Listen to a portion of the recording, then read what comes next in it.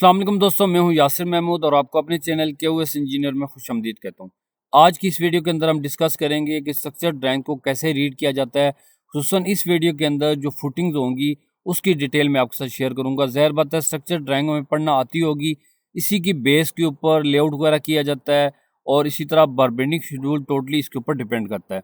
अच्छा, अब यहाँ पर एक घर है, उसकी जो है मैं फुटिंग ड्राइंग आपके साथ शेयर करूंगा। इसी तरह इसको हम केस नंबर 1 कह लेंगे और फिर आने वाली जो वीडियोज़ होंगी केस 2, 3, 4, 5 इस तरह उसको नाम दे लेंगे। इस तरह मुख्तलिफ प्रोजेक्ट की जो ड्राइंग्स फुटिंग ड्राइंग्स होगी वो मैं आपके साथ शेयर करूँगा, ताकि मुख्तलिफ प्रोजेक्ट के ऊपर काम करने का आपको तजर्बा हासिल हो। अच्छा जी, अब स्टार्ट करते हैं। ये हमारे पास एक प्लान है, एक घर है, यूनिक सी इसका प्लान है, ठीक है। और इस तरह ज़ाहिर बात है इसकी फाउंडेशन भी उसी टाइप की होगी। यहाँ पर आप देखेंगे ड्राइंग डाइनिंग है और इस तरह यहाँ पर हमारे पास जो है लाउंज है, यहाँ पर बेडरूम है, ठीक है। यहाँ पर एक बेडरूम है, किचन है और यहाँ पर ग्रीस किचन है, लॉबी है, पोर्च है और यहाँ पर इसकी जो अक्सर दीवारें हैं वो गुलाई में है, ठीक है। तो अब देखते हैं जी इसकी जो स्ट्रक्चर ड्राइंग है वो किस टाइप की होगी, कैसे हम उसको रीड करेंगे। आते हैं जी हम इसकी स्ट्रक्चर ड्राइंग के ऊपर। दोस्तों ये इसी जो प्लान मैंने आपको बताया ये उसी का स्ट्रक्चर ड्राइंग है, ठीक है। अब देखें, जब हमारे सामने जब स्ट्रक्चर ड्राइंग आती है, जब खास करके हम साइड के ऊपर होते हैं, ठीक है, तो उमूमन ब्लैक एंड वाइट प्रिंट हमारे सामने होता है। अच्छा, जब कलर की अंदर चीज़ होती है तो उस रीड करना थोड़ा आसान हो जाता है, क्योंकि हमें पता होता है ये ग्रेड लाइन है।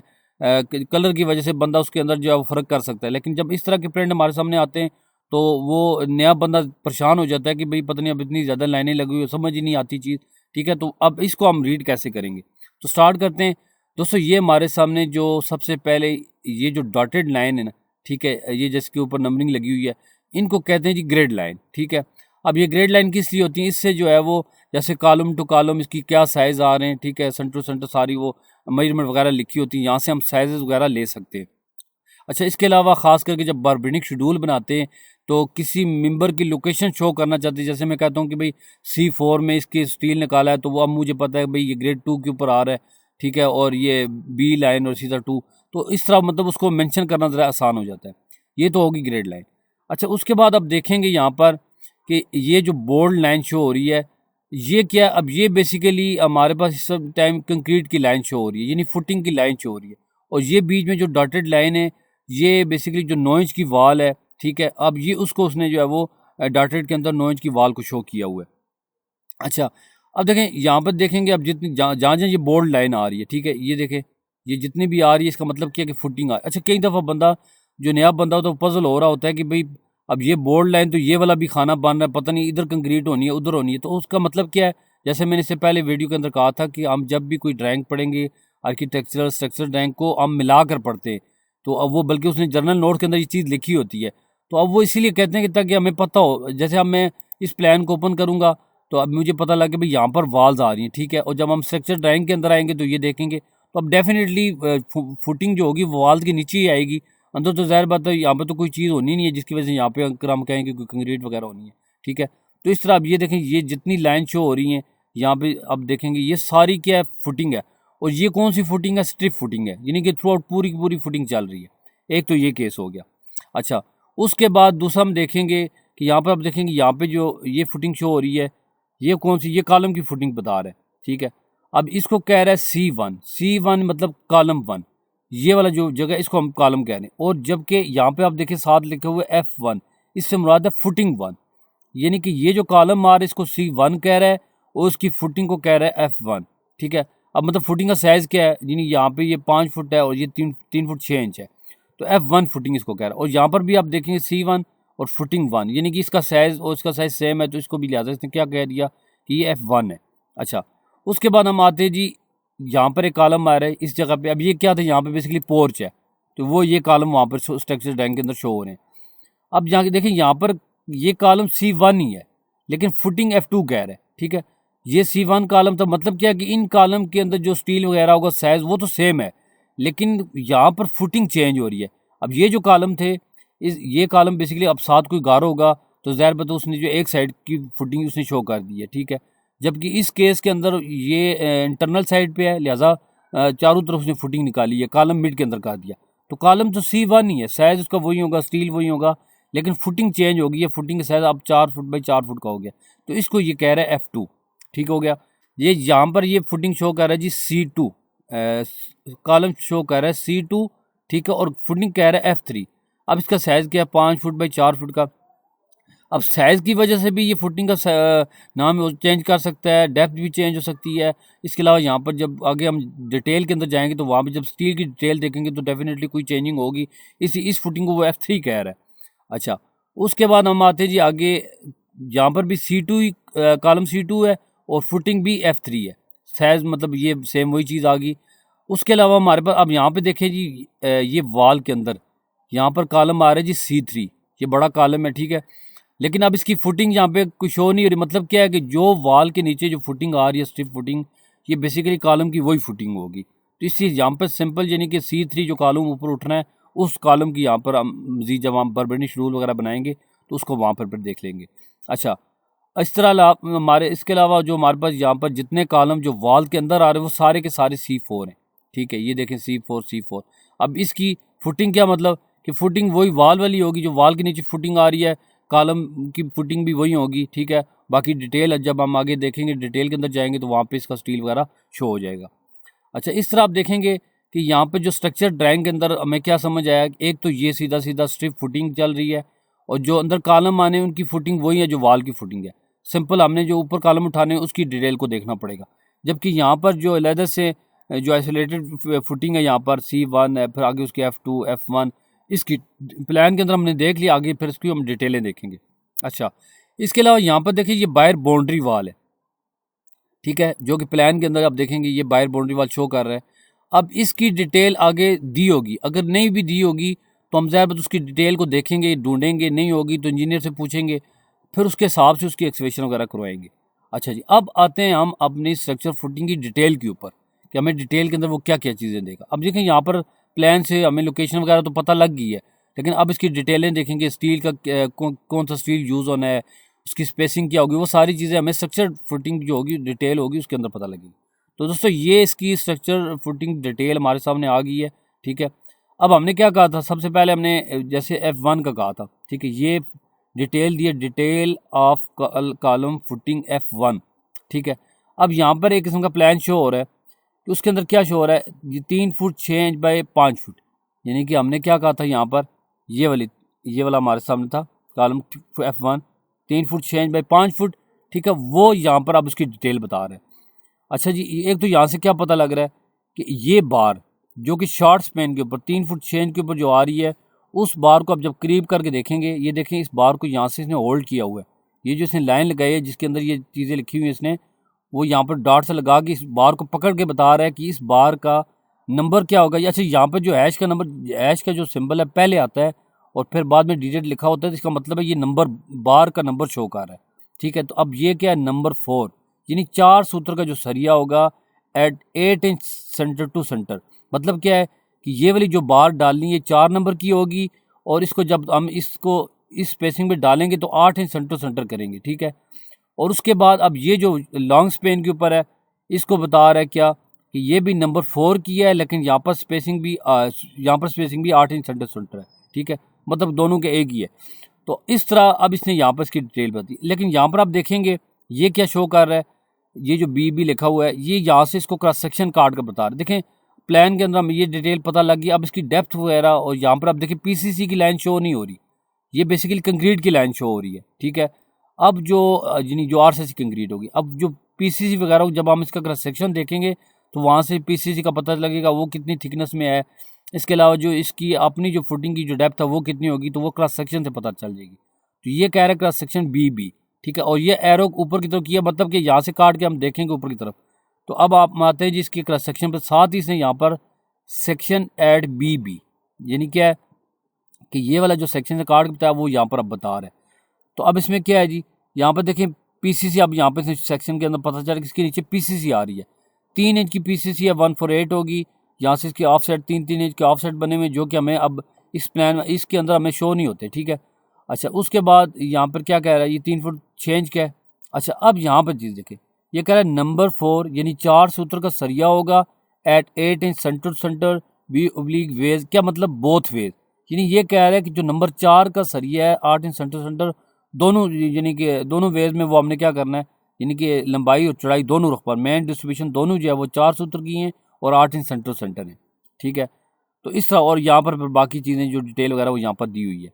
और यहाँ पर देखें ये बता रहा है कि जो क्लियर कवर होगा, कंक्रीट कवर कितना दे रहा है वो यहाँ पर इसने बता दिया कि 2 इंच का कंक्रीट कवर होना चाहिए। इस तरह यहाँ पर इसने फुटिंग 1 की डिटेल बता दी। अब आते हैं जी फुटिंग 2 के ऊपर। अच्छा, अब फुटिंग 2 के ऊपर क्या था, यानी कि वो हमारी तकरीबन ये फुटिंग 2 थी, F2 4x4 की C1 कॉलम उसके अंदर है। तो अब इस केस के अंदर वो देखें number 4 at 6 inch centre center और number 4 at 6 inch centre center, यानी कि वो दोनों रुख पर वही नंबर और वही स्पेसिंग इसके अंदर उसने रखी हुई है। अच्छा, अब साथ ही यहाँ पर ये इसका बता रहा है सेक्शन ए, तो ऊपर उसने सेक्शन दे दिया है जिसके अंदर वही PCC और फिर 2 इंच का कवर। और यहाँ पर आप देखेंगे कि ये यहाँ से इधर से भी बता रहा है कि number 4 at 6 inch centre centre both face, यानी दोनों रुख के ऊपर वो बता रहा है कि अब यहाँ पे इसको एरो के साथ ये शो भी कर रहे हैं। ठीक है, तो इस तरह हमें ये पता चल गया कि इसके अंदर दोनों रुख के ऊपर नंबर 4 की बार पड़नी है और स्पेसिंग भी इसकी वही है, बाकी डेप्थ वगैरह वो आपके सामने यहाँ पर आ जाएगी। अब आते हैं जी footing detail of column footing 3 F3 के ऊपर आते हैं। ठीक है, अब यहाँ पर ये बता रहा है कि ये वाली जो बार होगी जो 4 फुट के ऊपर पड़नी है उसका इसने बता दिया नंबर 4 होगी और at 8 inch centre to centre, और इस केस में जो 5 फुट के ऊपर कह रहा है उसको कह रहा है number 4 at 6 inch centre to centre. ठीक है, अच्छा अब यहाँ पर इसका देखें सेक्शन इसने काटा है CC के ऊपर, तो अब ये उसका सेक्शन ऊपर शो कर दिया। अच्छा जी, अब इस ड्राइंग के अंदर एक गलती हुई है। अच्छा, अब अमूमन इस तरह की गलतियाँ आती हैं, तो अब ऐसा नहीं है कि बस सामने वो उसको देख के परेशान हो जाए, कुछ अपने तजर्बे की बुनियाद के ऊपर बंदा फिर उन चीज़ों को समझ जाता है कि यार यहाँ पर इससे ये मिस्टेक हुई है। जैसे यहाँ पर क्या था कि इस जगह पे यहाँ पे ये बता रहा है कि number 4 at 8 inch centre center एक बार, और दूसरी बार number 4 at 6 inch centre center है, और सब सेक्शन के अंदर भी वही चीज़ शो कर रहा है। जैसे यहाँ पे ये कह रहा है कि जो मेन बार या दूसरी जो भी वो कह रहा है यहाँ पर कि number 4 at 6 inch centre center, आगे उसने फिर वही बोथ वेज लिख दिया, हालांकि वो यहाँ पे क्लियरली मेंशन कर रहा है कि नंबर 4 दूसरे रुख पर जो बार होगी वो नंबर 4 की होगी एट 8 इंच सेंटर सेंटर, और यहाँ पर भी ये बोथ वेज लिख दिया। अब होता क्या है, जब डॉक्यूमेंट वगैरह ड्राइंग बना रहे होते हैं तो अब जैसे उसने यहाँ से कॉपी पेस्ट किया होगा तो ये बोथ वेज उसने यहाँ पर भी पेस्ट कर दिया। ठीक है, जबकि यहाँ पे क्लियरली चीज़ मेंशन हो चुकी है कि ये वाली जो बार होगी वो नंबर 4 की होगी एट 8 इंच सेंटर सेंटर, और जो मेन बार उसने कहा हुआ number 4 at 6 inch centre center होगी। तो अब इस तरह की चीज़ें आती हैं और ये चीज़ हमारे तजर्बे में इजाफा करती हैं। ठीक है, अच्छा अब उसके बाद आते हैं जी बाकी चीज़ें यहाँ पर भी वही हैं। उसके बाद आते हैं जी हम वाल की फुटिंग के ऊपर। ठीक है, अब यहाँ पर जो वाल है ये क्या कह रहा है कि 9 इंच TH लिखा हुआ है, 9 इंच थिक वाल एक्सटर्नल, यानी जो एक्सटर्नल वाल होगी। अब एक्सटर्नल वाल कौन सी, कि यहाँ पर हमने कि ये जो बाउंड्री वाल है। ठीक है, यानी कि यहाँ पर भी आप प्लान के अंदर भी देखेंगे ये जो बाउंड्री वाल थी, अब उसकी डिटेल यहाँ पे वो बता रहा है कि जो आपकी एक्सटर्नल वाल होगी, ये देखें यहाँ पर जो 7 प्लेन प्रोटेक्शन शो हो रही है, मतलब ये है कि जो गली की तरफ जो वाल आ रही है। ठीक है, अब इस केस में वो ये कह रहा है कि इसकी जो फुटिंग की जो विड्थ होगी वो 3 फीट बता रहा है। ठीक है, और फिर से यहाँ पर 3-3 इंच का ऑफ साइड PCC का 3 इंच की PCC होगी। तो अब इस केस के अंदर क्या है कि जो बॉटम बार है यहाँ पर बता रहा है नंबर 4 होगी, 4 सूत्र का सरिया होगा एट 6 इंच सेंटर सेंटर, और जो ऊपर वाली बार होगी वो ये बता रहा है कि नंबर 4 होगी at 8 inch centre to center, यानी कि जो डिस्ट्रीब्यूशन बार कहलाएगी। ठीक है, तो वो number 4 at 8 inch centre to center होगी। उसके बाद हम आते हैं आगे नंबर 9 थिक वाल इंटरनल, जो इंटरनल वाल होंगी, यानी कि जो बिल्डिंग है या ये जो घर वगैरह जिसके इंटरनल वाल है उसकी अब डिटेल बता रहा है कि उसके लिए आपने क्या करना है कि उसकी फुटिंग की विड्थ जो होगी वो तो आपने 5 फीट रखनी है। PCC 5 फीट विड्थ होगी, और जब PCC डालेंगे उसको 3-3 इंच दोनों तरफ से ऐड करेंगे। ठीक है, उसके बाद यहाँ पर इसकी स्टील की डिटेल डेप्थ जैसे यहाँ पर बता दें कि 9 इंच की डेप्थ होगी। अब इसकी डिटेल क्या बता रहा है कि जो बॉटम बार होगी यानी कि मेन बार जो होगी वो नंबर 4 की होगी एट 6 इंच सेंटर सेंटर, और जो ऊपर वाली बार होगी डिस्ट्रीब्यूशन बार होगी वो नंबर 4 होगी एट 8 इंच सेंटर सेंटर। बाकी आगे सारी डिटेल इसके ऊपर दी हुई हैं। अच्छा, इस तरह हमारे पास ये फुटिंग की जो वॉल की भी डिटेल आ गई हैं। ठीक है, कॉलम की फुटिंग भी आ गई है। अब जो ऊपर कॉलम स्ट्रीम होंगे उनकी जो साइज़ है, डायमेंशन वगैरह, स्टील जो है वो उसकी डिटेल यहाँ पर दी हुई है। अब इसके अंदर क्या है जी, हमारे पास सबसे पहले C1 आ रहा है। अच्छा, अब C1 है तो इसके अंदर क्या बता रहा है कि एक तो कह रहा है जी, ये पहले देखें यहाँ पे जो 8 लिखा हुआ है इसके साथ कोई सिंबल नहीं है, पहले यहाँ पर हैश नहीं है, इसका मतलब है ये जो 8 है ये नंबर है। ठीक है, और यहाँ पर जो हैश है उसके बाद 5 लिखा, तो मतलब क्या कि 5 सूत्र 5 नंबर, यानी कि ये 8 12 5 सूत्र की, 8 12 5 नंबर की। और कई दफ़ा ऐसा यहाँ पे आप गिनेंगे तो तब भी वो 8 होगी, कई दफ़ा ऐसा होता है कि ज़्यादा होती है, लेकिन आप इसको जो चीज़ यहाँ पे क्लियरली लिखी होगी आप उसको फॉलो करेंगे, ठीक है। और दूसरे नंबर पे क्या है, 2 तरह के यहाँ पे रिंग है। एक तो बार का तो उसने बता दी, जो वर्टिकल बार है वो 8 बार है 5 नंबर की, ठीक हो गया। साइज़ वगैरह यहाँ पर लिखे हुए हैं। इसका जो कवर वगैरह होगा वो ज़ाहिर बता हम जर्नल नोट्स को फॉलो करेंगे। अच्छा, अब आते हैं जी रिंग के ऊपर। तो अब रिंग की बता रहा है कि नंबर 3, यानी ये रिंग है, छोटे वाला रिंग है, बड़ा रिंग है, यानी कि यहाँ पे 4 लेग्स वगैरह आ रहे हैं, ठीक है। तो अब इस केस में वो बता रहा है कि नंबर 3 की तो बार होगी जिसके हम जो वो रिंग बनाएंगे, टाइज बनाएंगे, ठीक है। और एट 5 इंच और फिर कह रहा है 9 इंच, यानी 2 स्पेसिंग यहाँ पे दे रहा है 5 इंच और 9 इंच सेंटर टू सेंटर। अब ये क्या केस है, इसको समझने की जरूरत है। दोस्तों होता क्या है, कॉलम जो होते हैं इसके अंदर बेसिकली 3 जोन होते हैं, यानी कि यहाँ पर आप देखेंगे जो ये 3 टाइप, यानी कि जो ऊपर स्लैब के करीब का जो हिस्सा होता है, इस तरह जो नीचे स्लैब का जो फुटिंग के करीब का जो पोर्शन होता है, बीच में जो होता है वो यहाँ पर सबसे ज़्यादा टेंशन होती है, ठीक है। तो अब ये दरमियान वाला जो वो लैपिंग जोन होता है, ठीक है। तो अब ये स्पेसिंग, यहाँ पर जो स्पेसिंग होती है वो बढ़ा दी जाती है, स्पेसिंग जो है बढ़ा दी जाती है, जबकि यहाँ पर जो स्पेसिंग जो है ना इन 2 पोर्शन में, इन 2 जोन में इसकी स्पेसिंग को कम रखा जाता है। जैसे ये किसी एक कॉलम की टिपिकल डिटेल थी, तो अब इसके अंदर क्या था, number 3 at 4 inch centre center, यानी H/4 पे, ठीक है। ये जो हाइट टोटल H है, H/4 पे जो है ना वो बता रहा है कि आपने जो स्पेसिंग रखनी है वो 4 इंच सेंटर सेंटर। और फिर जो मिड वाला पोर्शन है उस पर वो बता रहा है कि आपने स्पेसिंग रखनी है 6 इंच सेंटर सेंटर। और जबकि दोबारा जो हमारे पास स्लैब के करीब का जो जोन है उस पर वो फिर बता रहा है कि भाई कितना नंबर 3 होगा और एट 4 इंच सेंटर सेंटर, ठीक है। तो अब ये यहाँ पर उसने मेंशन कर दिया है, वो कह रहा है कि number 3 at 5 and 9 inch centre to center. तो इस समय ये चीज़ पता चल गई है कि भाई ये बेसिकली वो जो कॉलम के अंदर जोन होते हैं उसके हिसाब से स्पेसिंग दी हुई है। ये C1 है। अब आते हैं जी C2 के ऊपर। C2 यहाँ पर साइज जैसे 15 इंच बाई 15 इंच क्या है, इसके अंदर वही चक्कर के 8 बारें होंगी नंबर 6 की, ठीक है। यहाँ पर भी वही 2 रिंग है। तो अब इसकी भी बता रहे हैं नंबर 3 एट 5 इंच या 9 इंच सेंटर, वो भी यहाँ पर भी वही जोन वाला चक्कर है, ठीक है। C3 पर आए तो वही चीज़, 8 बारें होंगी नंबर 6 की, और जो रिंग्स वगैरह जो स्टीरअप सॉरी जो टाइज होंगे वो number 3 at 5 inch and 9 inch centre center. मतलब क्या वो 3 जोन होंगे, तो जो दरमियाना जोन है उसके ऊपर हम स्पेसिंग बढ़ा देंगे, जबकि दोनों एंड वाले जोन के ऊपर जो है वो स्पेसिंग कम रखेंगे, ठीक है। और एंड में हमारे पास आ रहा है जी C4। अब इस C4 के अंदर क्या है कि ये इसका शायद 9 इंच बाई 9 इंच क्या है, ठीक है। यहाँ पर अब देखें 2 बारें नंबर 6 की, 2 बारें नंबर 6 की, ठीक है, और 2 बारें नंबर 6 की, यानी ऊपर से 2 अलहदा बता दी, 2 टोटल वही 4 आ गई, ठीक है। और यहाँ पर क्या कह रहा है, नंबर जो रिंग होगा वो number 3 at 6 inch centre to centre. मतलब क्या है कि अब इसमें कोई जोन की कैद नहीं है, वो नीचे से ऊपर तक आप इसको एक ही स्पेसिंग रखेंगे 6 इंच सेंटर टू सेंटर। तो दोस्तों इस तरह हमारे पास जो कॉलम की जो फुटिंग वगैरह होगी, या इस तरह जो हमारे पास वॉल की फुटिंग थी उसकी हमारे पास एक स्ट्रक्चर ड्राइंग थी, जिसको हमने केस 1 कहा था। इंशाल्लाह पर नेक्स्ट वीडियो के अंदर हम जो इसी तरह किसी और प्रोजेक्ट की फुटिंग मैं आपके साथ शेयर करूँगा, ताकि 40-50 जितने भी प्रोजेक्ट होंगे उसकी स्ट्रक्चर ड्राइंग में आपके साथ शेयर करूँ, ताकि आपको उसको अच्छा खासा तजर्बा हो जाए। दोस्तों उम्मीद है कि आज की वीडियो आपको पसंद आई होगी। वीडियो पसंद आई और आपने अभी तक चैनल सब्सक्राइब नहीं किया, चैनल सब्सक्राइब करें, लाइक करें, शेयर करें और बेल आइकन का बटन जरूर दबाएं, ताकि आने वाली जितनी वीडियोज़ उनका नोटिफिकेशन आप तक पहुँचता रहे।